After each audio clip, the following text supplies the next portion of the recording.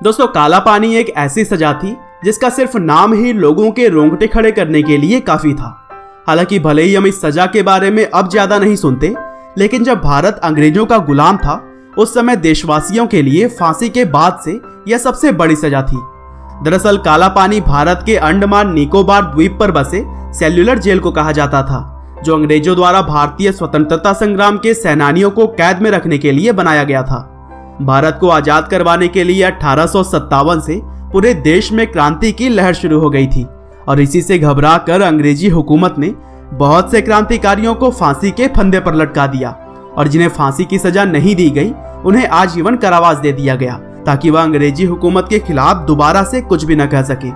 और फिर जैसे जैसे समय आगे बीतता गया तो आजादी की मुहिम और भी तेज होती गई और अब ज्यादा कैदियों को रखने के लिए अंग्रेजों को एक बहुत ही बड़ी जेल की आवश्यकता हुई और इसीलिए 1896 में अंडमान निकोबार आइलैंड पर एक जेल बनाना शुरू किया गया, जो कि 1906 में जाकर तैयार हुआ और इसी जेल को भारत के लोग काला पानी के नाम से जानने लगे, जबकि अंग्रेजों ने इसका नाम सेल्युलर जेल रखा था। और दोस्तों, इस जेल का नाम इसलिए सेल्युलर रखा गया क्योंकि इस जेल में हर कैदी के लिए एक अलग अलग सेल थी और कोई भी एक दूसरे से आपस में बात तक नहीं कर सकता था और यहाँ के लोगों को यही अकेलापन ही सबसे ज्यादा खड़ती थी। दरअसल देशभक्त जब एक दूसरे के साथ होते थे तो आजादी की कोई ना कोई प्लानिंग करने लगते थे और इसी बात से बचने के लिए इस जेल में सभी कैदियों के लिए अलग अलग कमरे बनाए हुए थे और यह जेल चूंकि पानी से पूरी तरह से घिरी हुई थी, इसीलिए अगर यहाँ से कोई भागने की भी कोशिश करता तब भी आगे का रास्ता उसके लिए आसान नहीं होता। और दोस्तों, इस जेल में कैदियों को बेड़ियों में बांध कर रखा जाता था, साथ ही उनसे कोल्हू द्वारा तेल भी पिलवाया जाता और इस नर्क से बचने के लिए 238 कैदियों ने भागने की भी कोशिश की थी, लेकिन वह कामयाब न हो सके और पकड़े गए। और पकड़े जाने के बाद वहां पर दिए जाने वाली सजा के डर से कुछ लोगों ने तो आत्महत्या कर ली। इसके अलावा बचे कुछ लोगों में से 87 लोगों को फांसी की सजा सुनाई गई। इसके अलावा जेल में किए जा रहे बुरे बर्ताव के लिए 1933 में कैदियों ने जेल के अंदर भूख हड़ताल भी की थी, लेकिन इस बात से परेशान होकर अंग्रेजों ने कैदियों के मुंह में जबरदस्ती खाना ठूसा और इस जबरदस्ती की वजह से भी कई सारे देशभक्तों की जान चली गई।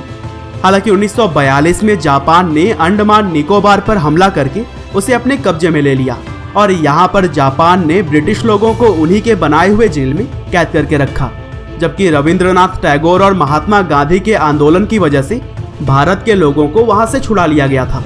हालांकि वर्ल्ड वॉर 2 के खत्म हो जाने के बाद जापान की हार की वजह से अंग्रेजों ने इस जेल पर फिर से अपना कब्जा जमा लिया, लेकिन इसी बीच 1947 में भारत भी अंग्रेजों से आजाद हो गया और फिर आगे चलकर भारतीय सरकार ने 1979 में इस जेल को राष्ट्रीय स्मारक घोषित कर दिया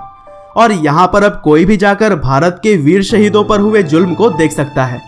इस जेल में एक म्यूजियम भी है जहाँ पर उस समय के हथियार, जंजीर और फांसी के फंदे रखे हुए हैं। साथ ही इस जेल के दीवारों पर शहीदों के नाम भी लिखे हुए हैं। और दोस्तों, आज भले ही काला पानी जैसा कोई भी सजा नहीं रह गया, लेकिन यह इमारत क्रांतिकारियों की वीरता की कहानी बयां करती है। हम भी उन भारत के जवानों को सैल्यूट करते हैं जो कि इतने जुल्म सहने के बाद भी भारत माता की जय बोलने से पीछे नहीं हटे। उम्मीद करते हैं कि यह कहानी आपको जरूर पसंद आई होगी। आपका बहुमूल्य समय देने के लिए बहुत बहुत धन्यवाद।